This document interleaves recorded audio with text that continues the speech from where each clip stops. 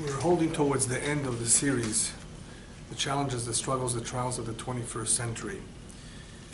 Tonight's topic is about Torah and modern scientific knowledge. I may divide this into several parts. This is a very big topic, and the reason I decided to speak about it is because, unfortunately, there are a lot of people today, especially Jews, who perceive a sort of conflict.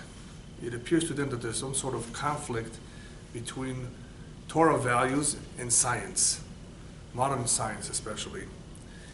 There's a lot of scientific advances today, and it's definitely something for us to admire, the tremendous progress that has been made. Nobody denies the tremendous amount of knowledge that humanity has access to today that we did not have years ago. But all this knowledge, as good as it may be and as useful as it is, sometimes presents a threat to established values from the past, to Torah values, to that which was common knowledge to all of us, to that which was traditionally accepted by our forefathers. And some, I say some, not all, seem to have a difficulty with this. They seem like they have a need somehow to conform to these values, the values of science, which sometimes, of course, is in opposition to Torah values.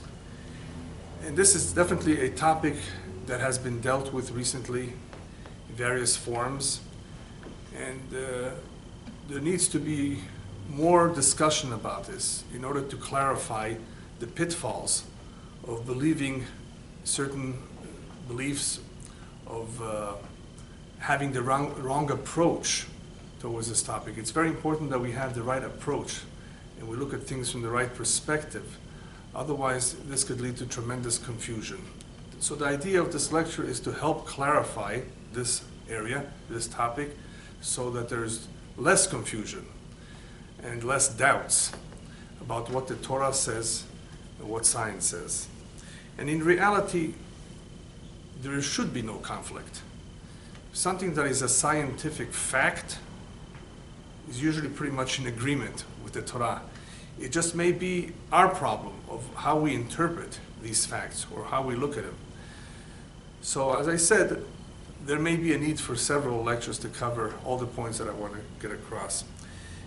But it's important as we begin to talk about this very, very relevant topic is to keep in mind what I've said before, that B'Acharit HaYamim, in the end of days, as I've mentioned in the lecture perhaps on atheism or on faith or on immorality, on all these challenges of the 21st century, the challenge will be greater now than it was in the past.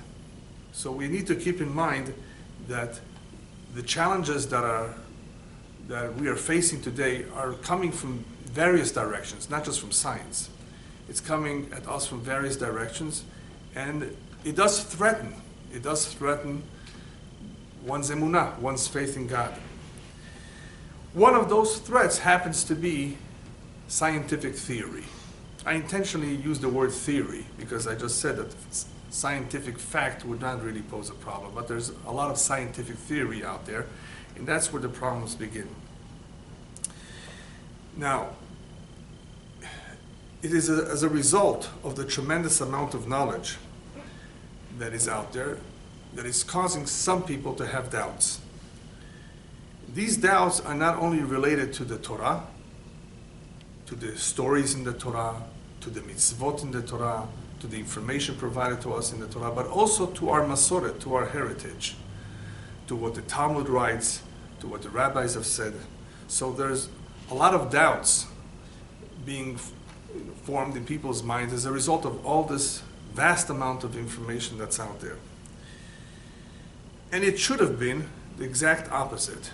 It should have been that science would increase our understanding of creation. As many commentaries who discuss knowledge of science point out that if anything, if one is more knowledgeable in the sciences, this would help him. This will be a springboard in helping him to become more observant, in realizing the beauty and harmony in creation. So if anything, all this knowledge should have been helpful. And by the way, many scientists, Jewish scientists, have done teshuvah, have come back. Their faith has become stronger as a result of them analyzing, as an example, the cell under a microscope, powerful microscope. So in other words, they have come very, very close to observing, I guess, the greatness or the beauty of creation with their scientific tools. So this definitely demonstrates that, if anything, science can be very, very helpful. The Rambam, Maimonides, also says that our love for God is proportional to our knowledge. So the more we are knowledgeable of creation, the more we know, as much as there is to know, the more we should be admiring all of this creation. And our love for God would increase. That doesn't seem to be happening. And that's part of the problem here. It should. In other words, science should not in any way hamper our connection to God. If anything, it should strengthen it. So what is missing here? What's going on here? Why are people really full of doubts? Why do they perceive a conflict? Why is it that some people are simply questioning what was once accepted as a truth, as a Torah truth? All of a sudden they're having doubts and they're beginning to question that which was not questionable in the past. Anyway, I have a secret to tell you. It's not such a secret, but it's something that people are not aware of. Knowledge is powerful, but it also is important for us to know where that knowledge comes from. The knowledge in itself could be very useful. Knowledge is knowledge. And if it's true, then it should be something that we should readily accept. Right? But the problem lies in that we don't always know where this knowledge is coming from. And that makes a world of a difference. Where is this knowledge coming from? Where is the fountain or the source of this knowledge? It's not the knowledge in itself. I don't know how many of you have been to Mexico or to other countries where they don't advise you to drink from the faucet, the water from the faucet. You know, either you boil that water or you buy drinking water. Today many people are buying drinking water, even in the United States, even though the water here in Los Angeles is very clean. Very clean. It's filtered. And the processes that it goes through, it very much eliminates all the bacteria and all the impurities. But water in a country where it did not go through that kind of process is definitely not healthy. I think that's understood. People get diarrhea and all kinds of diseases as a result of drinking that water. Even though, I must admit, that I have seen, and every time I'm there, I see a lot of people just drinking that water because they're so used to it, it doesn't affect them anymore. But for those of us who are more careful with drinking clean water, we would definitely feel within a couple of hours that this water is not healthy water.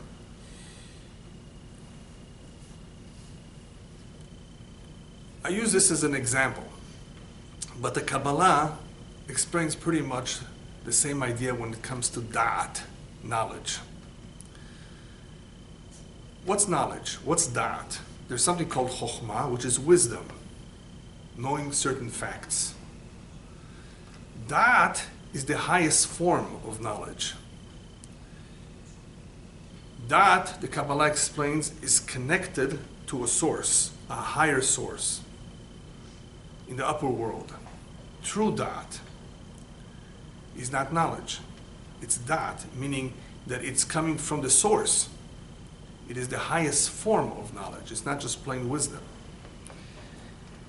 And at that level, at the level of the source, that da'at is connected to emunah, to faith. And as I've explained in other lectures, at some point, our minds stop rationalizing, stop thinking, stop understanding, and we have to believe. And that is the connection between the higher source, the upper source of that, to that which is called emunah. So on that level, that is directly connected to emunah. On the other hand, there is also that knowledge which has a different faucet, if we can say so. And that faucet is from the sitra hara, is from the impure forces. So there is that, there is a higher form of that, of knowledge, that is drawing its knowledge through this faucet that is unfiltered. I'm using that example of unfiltered water, so we can understand the difference between the two. That information that is coming down through that pipeline is in opposition. It's completely different than the information that's coming down from the emunah, from the da'at that's connected to emunah. The two have a source, an upper source in the upper world, but the two are very different. The two are actually opposed to each other. What one da'at is supposed to represent, the other one is against. For those of you who are more interested to know a little bit more about this da'at that is unfiltered, it is the same shoresh, the Kabbalah explains, the same root as Amalek. For those of you who have heard perhaps the lecture on Amalek, the danger that Amalek poses to the Jewish mission, it has to do with the fact that the information that's coming down through that pipeline is completely contrary and against the information that's coming down from the da'at which is connected to emunah. So, what do we have so far? We have two opposing da'at. Da'at is knowledge. Yes, but it all depends where you're getting it from. Are you getting it from a clean, refined source? Or are you getting it from the sitra hara, from the impure forces, from the other side? Okay, so far, so good. What do we know so far? That there's two kinds of da'at. And the two of them are opposed to each other. And that already makes things difficult, because it's knowledge. Knowledge is powerful. Knowledge supposedly is factual. Knowledge supposedly is convincing. Yeah, but you didn't necessarily look into where this knowledge is coming from. It can make a world of a difference. Depends from which faucet you're getting it. Okay. But at least it's knowledge, you may say, yeah. But it's not the same. One will lead you in one direction, and one will lead you in a totally different direction. One will give you more clarity and enable you to connect with God, and one will not. But it's knowledge. Yes, it's knowledge, but what you will get from it, what you will achieve with it, will be something completely different than what you would achieve with the other faucet. The faucet that is getting its water, that it's getting its da'at from emunah. Okay. What makes things more complicated is that in this world, there's a lot of mystery. There's a lot of unknowns. Nothing is perfectly clear. The word in Hebrew, olam, means that it's concealed, from the word alum or ne'elam. In other words, there's a lot that we don't know. A lot is concealed. As the Kabbalah explains, there's more water in the ocean. There's more water on this planet than there is Earth. 70% of the globe is water. Why is there more water than Earth? Did you ever think about that? The Kabbalah gets into those kinds of questions. Water conceals. There's more hidden than there is revealed. Well, if there's more hidden than there is revealed, it makes it more difficult to know with certainty the truth. It makes it more complicated to figure out, what is true from what is not true. Not everything is clear, not everything is revealed. To make matters worse, we are told that B'acharit hayamim, in the end of days, there will be a hester, there will be a double concealment of all the divine knowledge. I guess that's a good word for it, divine knowledge. There will be a double concealment, a hester betoch hester. As one rabbi said, it will be so difficult to ascertain the truth and to be comfortable with it, like to climb up a wall without a ladder, just with your bare hands. Flat surface. So we are living in this time. And you're wondering why people are having these doubts. Well, this sheds a little bit of light as to why people can easily wander off. This generation is going to have it more difficult than the past because of the many challenges. One of them happens to be science. One of them happens to be this fountain of knowledge that is not necessarily coming from the right source where we want it to come from, where we can trust it 100%. Can you trust it 100%, this fountain of knowledge? No. But it's knowledge, yeah. But it's unrefined. It's not filtered. And it's dangerous. It could be valuable, sure. I think all of you love it when you get on a plane and you're able to get to your destination in a couple of hours instead of days or weeks or months. I mean, there's a lot of technology that is so useful and benefits all of mankind. Yeah, but all of that knowledge, where is it coming from? That's what we need to know. It's very, very important, because even though it could be useful in some ways, in some areas it could be dangerous. And the one area where it causes many problems is in the area of faith. Not necessarily in the area of medicine, not necessarily in the area of technology, but in the area of faith. For some reason, we don't know it yet, but for some reason, there's a conflict here. All I did was to explain to you the root of the conflict. There is a little bit of a conflict, because at the root, at the source of where this knowledge is coming down from, is Amalek. The berez, the faucet of where all this knowledge is coming down from, is not necessarily from the fountain that you want to drink. The knowledge about faith, knowledge about God. And that is where people get confused, is because this knowledge encompasses everything. Or at least it tries to. It tries to dictate to you what you should believe and what you should not believe. Wait a minute. Why don't you just stay out of religion and stick to technology? That would be nice if they could do that. But it's a fountain of knowledge that everybody wants to connect to. And a lot of people are drinking from this knowledge, not realizing where it's coming from. And living in this generation makes it even more difficult. All I did right now is give you a little bit of an introduction of what the problems are and where it begins. What we can do about it, however, is a little bit more complicated. I say complicated because in order to be able to confront it properly, one has to really be knowledgeable in Torah.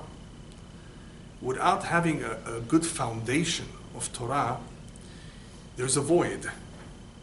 And whenever there's a void, something is going to fill that void. We don't want that void to be filled with all that information that is out there from a different source. Once you fill the void with proper information, with the right values, with water that's coming down from the right source, then hopefully that will not allow anything else extraneous to come in. So I say it's complicated because not everybody has filled this void. People are not necessarily studying enough Torah. People are not necessarily dealing with all the questions that come up. People do not necessarily have teachers to turn to ask questions and to clarify their doubts. And in Pesach, we deal with this. In the Haggadah of Pesach, there's 4 kinds of children. One of them is Sheno Yoda Lishol. He doesn't even know how to ask questions. Could you imagine somebody not asking questions and living his entire life in doubt? You have a doubt, you have a question, ask it. Ask it to the right authorities that are competent, that know to deal with the question. Today, it's more complicated because not everyone who teaches has the answers, or can provide the answers to somebody who poses the question, what do you think about the Big Bang? Well, what's that? Somebody who didn't study science. Or what do you have to say about the dinosaurs? Or what do you have to say about evolution? It's tricky. It can be more complicated. But it's definitely a lot more helpful if that void is already full of knowledge from a good source that hopefully will be able to defend itself. Without any knowledge, a person is almost without any defense, and he just assimilates and just absorbs whatever it is that they give him. So what has to be our approach? What is it? How do we begin by dealing with this apparent conflict? First, one has to know the difference between science and Torah. What is the difference between science, truth, and Torah, truth? One way of explaining it is as follows. Science consists of man-made theories, which explain experimental and observational facts. Right? That's what science does. Torah is based on revelation and prophecy. What does that tell you? The two are very, very different. They're not the same. They're based on different principles. So, because they're so different, they follow different guidelines. And it's important to understand that, because if we don't understand the proper guidelines or the proper approach on how to learn the Chumash, how to learn the Torah, how to learn the Gemara, how to learn a Midrash even, then it would make it more difficult for us. We have to know what those guidelines are. There's a certain respect that we have for the rabbis, for our teachers. If that respect is lacking, it's already a failure. The learning will not work out. The acquisition of knowledge from that source will not happen. There's certain conditions that need to be met, just like with science. Science claims that you have to follow certain parameters if you want to be able to prove something. And if you don't follow them, then it's not scientific. Well, the same thing is with the Torah. If you don't follow certain parameters, certain guidelines on how to acquire this knowledge of Torah, then it will not work. One of those happens to be respect. The proper respect for that knowledge, for those who gave us that knowledge, for those who taught us, for the bearers of that knowledge. That is a very important condition.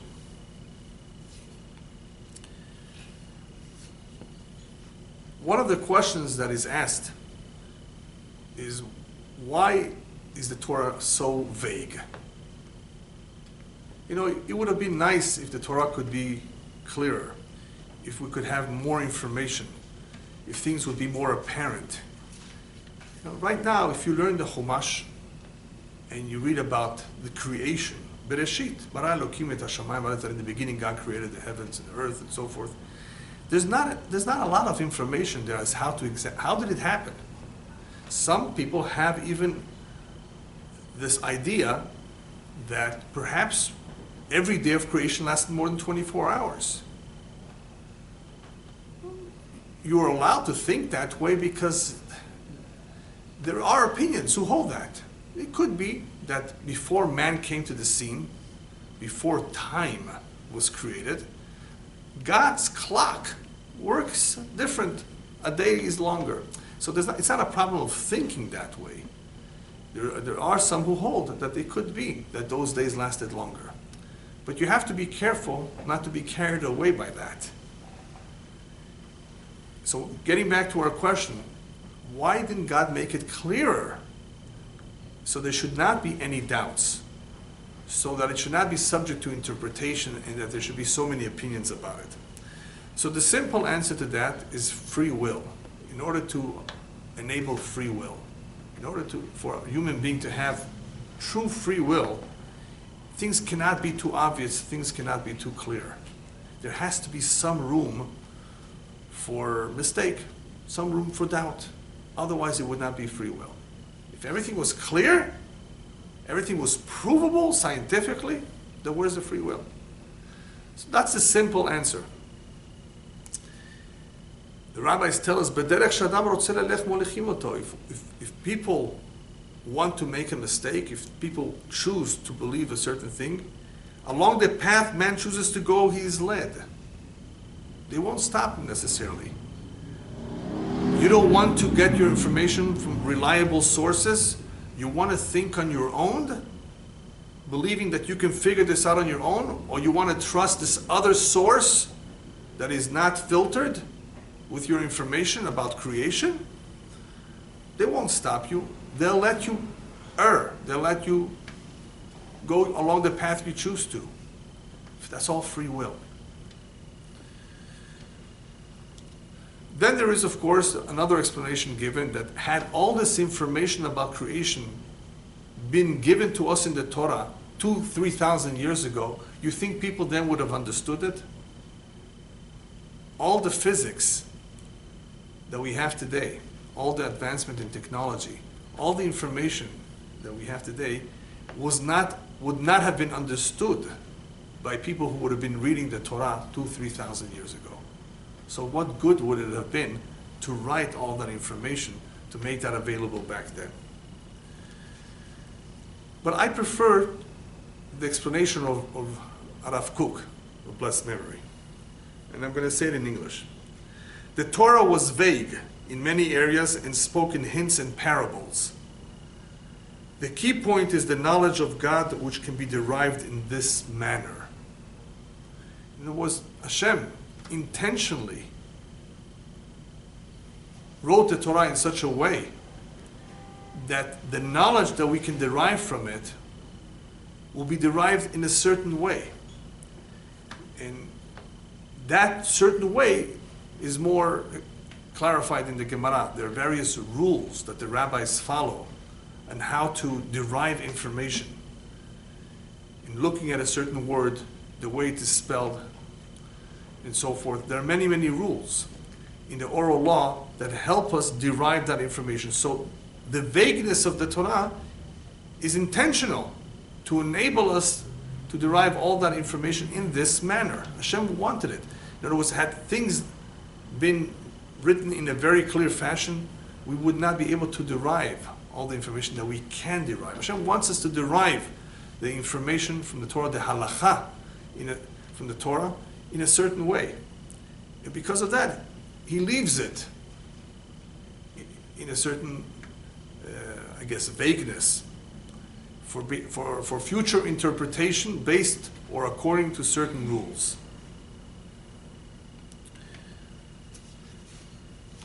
I'm going to quote to you a little bit more of what he says. He says as follows: the essence of the Torah is in its content. And when a challenge arises which causes difficulty with the simple interpretation of the words of the Torah, it forces us to arise and search the inner essence of the Torah. So the fact that certain things are not so clear, it forces us to search the essence, the inner essence of the Torah. So as a result of this vagueness, this compels us, this forces us to learn or to search for the information that otherwise is not so clear. He continues on to say, it is man's duty to uplift his labor from its lowly state. Therefore, scientific and technological development is a step in the process of human redemption. In other words, that is exactly what should have happened with all the advancements in the scientific field, that it should have been a step in the process of human redemption. Why hasn't it happened? The sterility which is common in modern research is a consequence of preoccupation with science per se, without any association with sacred matters. In other words, the world is more involved in just the science per se, without associating with sacred matters. In other words, what is the ultimate goal of all this? It's similar to those who are trying to figure out how the world was created, but not why. That should also be something that should preoccupy scientists, but that's not something that they're preoccupied. They don't want to know that. They care more about how things happen, not why. I want to quote to you what Mark Twain says. What do we do in order to avoid being trapped in this trap of being unfortunately exposed to all of these waters coming from the wrong source? Mark Twain said as follows: people worry about the parts of the scriptures they don't understand. The parts that bother me the most, are the ones I do understand. In other words, there's a lot of information in the Torah that is very clear, that is very understandable by everyone. That should be where our efforts should go. That should be what we should emphasize. We should not be detracted by those things that we don't understand.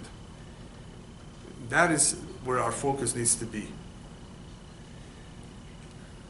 But people are distracted. People get distracted by all kinds of things, and they don't focus on what's really important. My favorite way, however, of dealing with all the questions that arise today is as follows. One of the tricks, or one of the excuses the evolutionists used to justify why there has not been found yet a missing link. You understand what I mean by missing link, right? Between the transitional species, is they claim that we need more time. We need millions of years to see this happening. So if you were to wait around a long time, you would eventually see it. Just because you don't see it now doesn't mean that it can't be. One of these days you'll see it. I like to borrow, if I may, their excuse and apply it to the Torah as well. If you don't have an understanding, if you don't have the proper understanding of how the Torah says what it says in the face of newly scientific discoveries, wait. Maybe one of these days, science will provide you the answer. Just because they don't know it today doesn't mean one of these days they won't know it, right? We didn't just stop making discoveries. One of these days there'll be more discoveries. One of these days perhaps science will give you the answer. I'd like to use this, for example, to explain one of the puzzles that many people have expressed in the Torah. That the Torah says that there are 4 species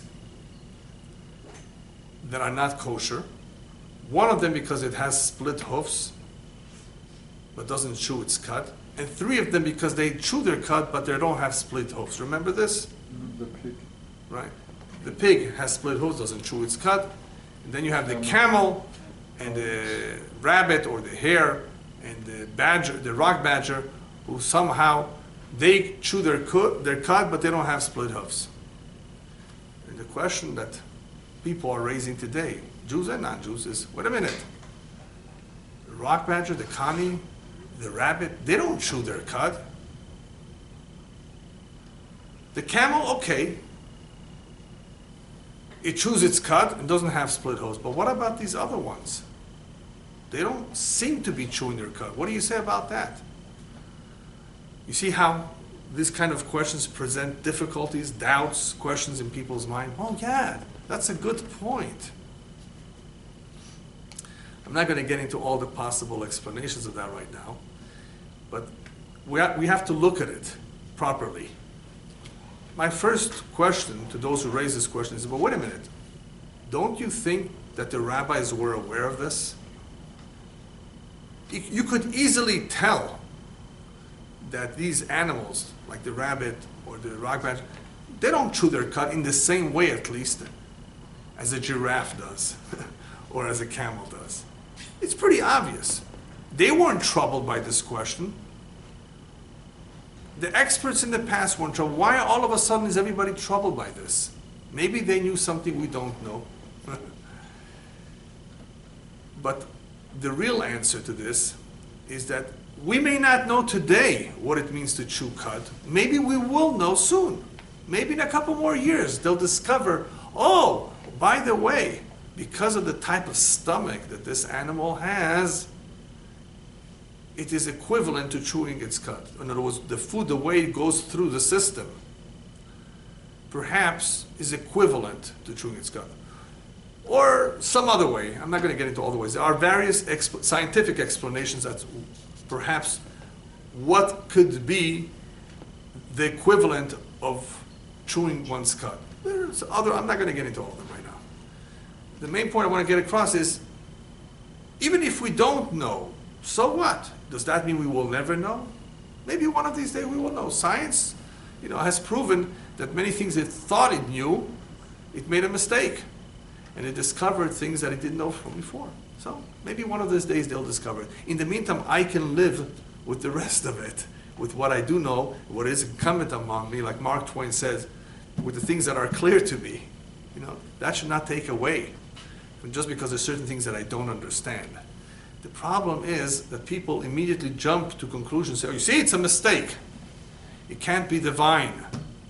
How could Moses write something like this? How could the rabbis even claim that this is proof that the Torah is divine? It doesn't make sense. It doesn't make sense to you now, but maybe it will a year or two from now.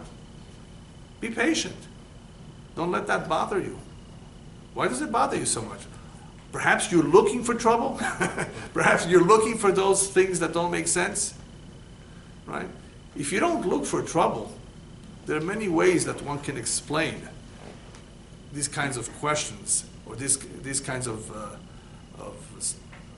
mitzvot, commandments, that are not so clear. There are various ways. You know where it all begins, where it all really matters? It begins with the belief in God. If that is granted, if that is something that is assumed, then all other problems are non-existent or minor. It begins with that. Do you believe in God? Do you believe that God created the world? Then you will hopefully believe that God can perform miracles, right? Then you will believe that what He said in the Torah, assuming that you believe that the Torah was dictated by God, is true. Therefore, the first step in the foundation of all foundations is to understand that there is a supreme being who created the world. If we don't get to that point, we can't go on. And it's important that we establish this when a child is young. As the rabbis tell us,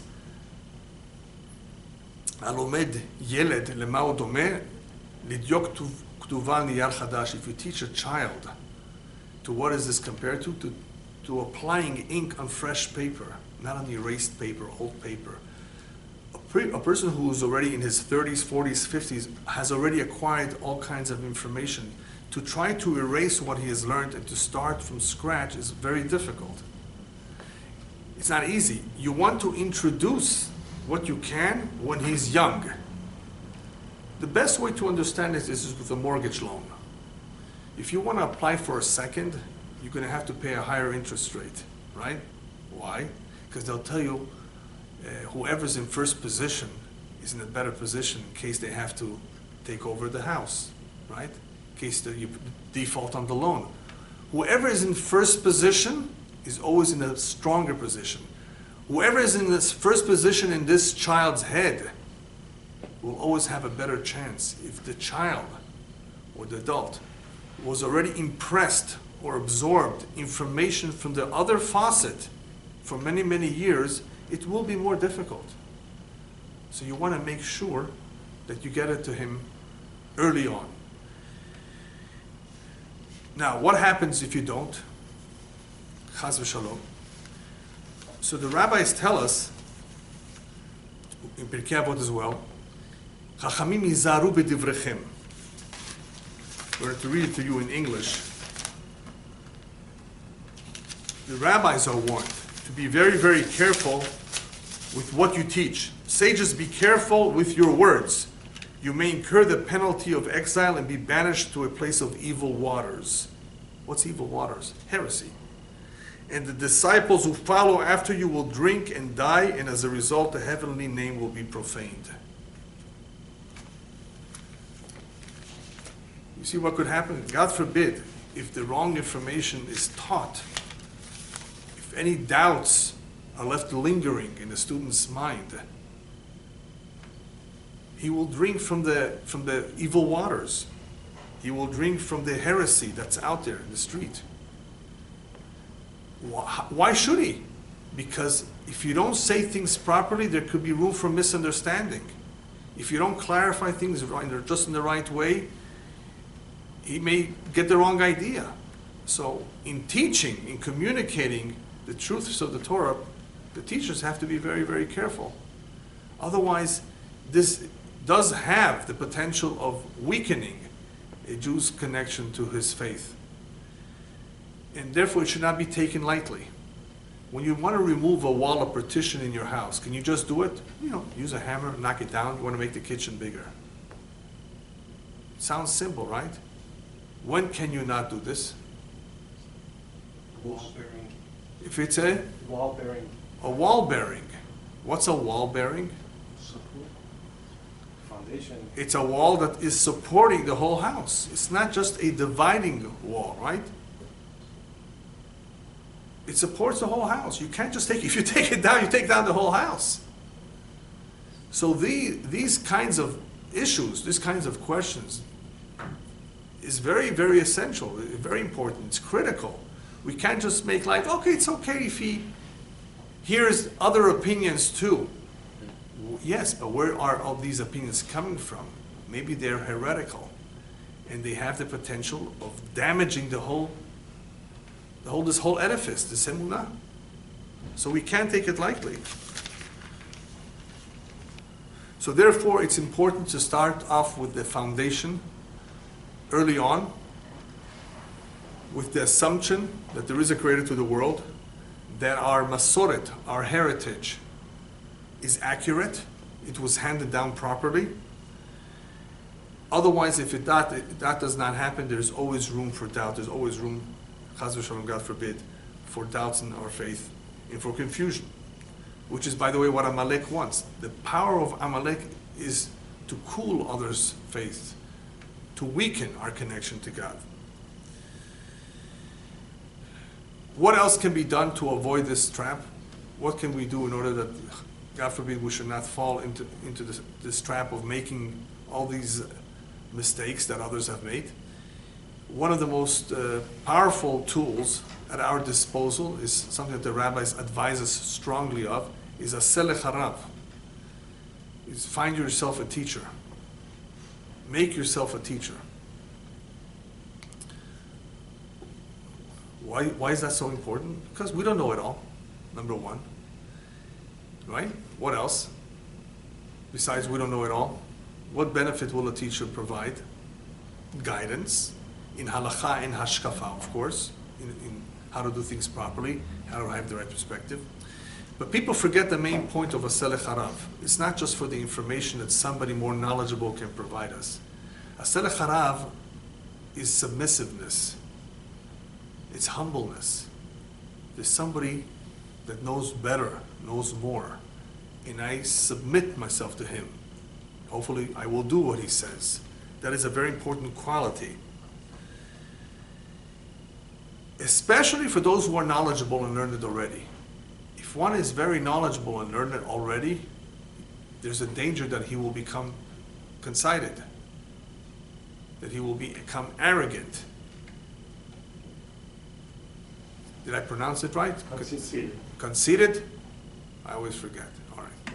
Conceited. There's always a danger that he will think he knows it all. He's got a PhD, 2 PhDs. Yes, it's natural. It's completely natural and normal for a person to become conceited if he acquired a lot of knowledge. And what's the problem with that? So he's conceited. The problem with that is that we have a tradition that the Torah does not percolate. Maybe that's a good word. Does not enter the individual unless he's humble. If he's not humble, the chances for the Torah being absorbed in him are very, very small. Humbleness comes from kedusha, from holiness. If one sanctifies himself, that could bring him to humbleness. If he's not holy, if he's not, does not sanctify himself in the way he conducts himself in life, he will not necessarily be humble. It's a gradual stepping up, spiritual growth that needs to happen with an individual in order for him to become closer and closer to Hashem, and at the same time realize how small he really is. And that understanding is, of course, something that can only come about with humbleness. Humbleness meaning that he realizes that there's only so much he could know. There's only so much that he's capable of knowing on his own. And without the teacher giving him guidance, he may make a mistake. We're only human. We're not perfect. Some people just forget that. They don't realize you can make a mistake. But he's a scientist. Yes, but scientists have made many mistakes. Humbleness, just a little bit of humbleness can make a world of a difference. Where do we learn this from? From Abraham Avinu.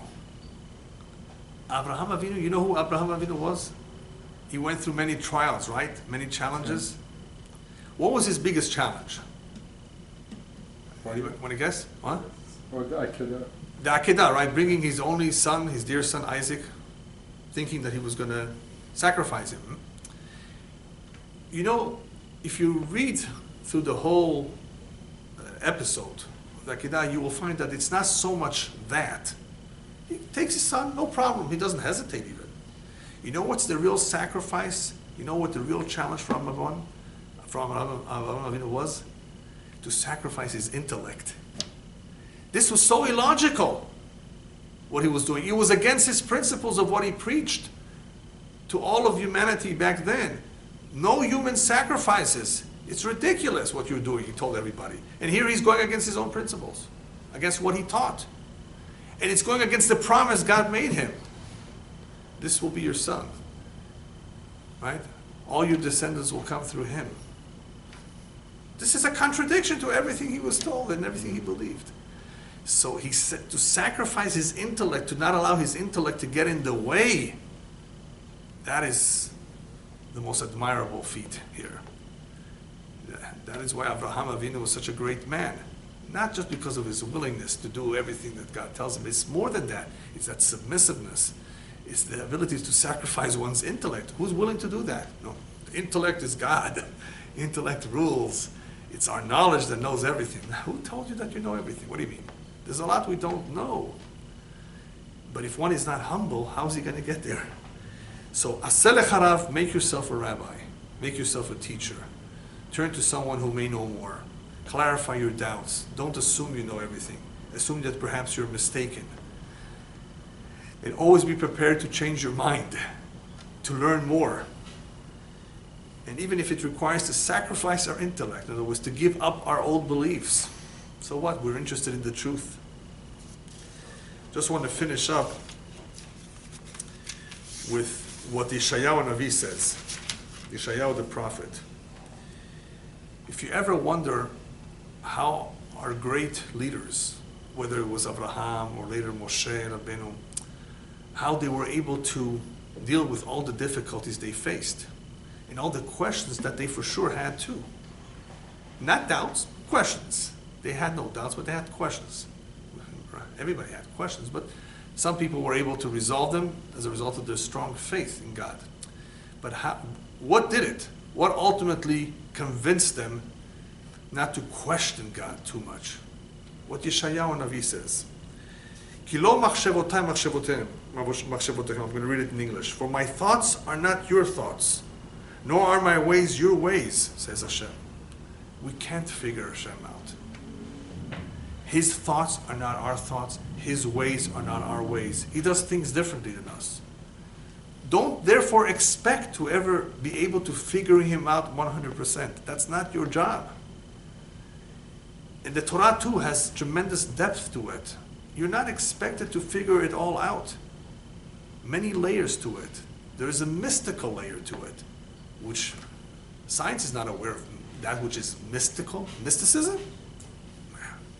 They see the physical reality. They don't see the mystic layer. You mean there's another layer? underneath the atom, besides the protons, besides the neutrons, besides the neutrino, besides the electrons? You mean there's something else? Yes. In Switzerland, they're trying to figure that one out right now, and they're calling it the God particle.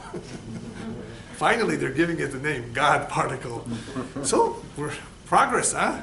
You mean there's something else? Yes, there's something else. If you learn Kabbalah, you see what that something else is. Who learns Kabbalah? Right? I mean, a lot of people think they're learning Kabbalah, but that's not real deep Kabbalah. Life is short. We don't have that much time to learn everything there is. But we have to realize, at the very least, that there's a lot more we don't know than we do know. And whatever it is that we can ask our teacher, our rabbi, we should ask, so that we get some answers to our questions, so that emunah, chas v'shalom, God forbid, should not become weaker. That we should always stay focused on our mission, not get distracted by all these distractions that abound. And today, the scientific world that we live in, the technology that is all over us, is really just confusing everybody. You know, wow, they must know the truth. No, they have knowledge, but don't forget where that knowledge is coming from. It's coming from a different faucet. It's not filtered.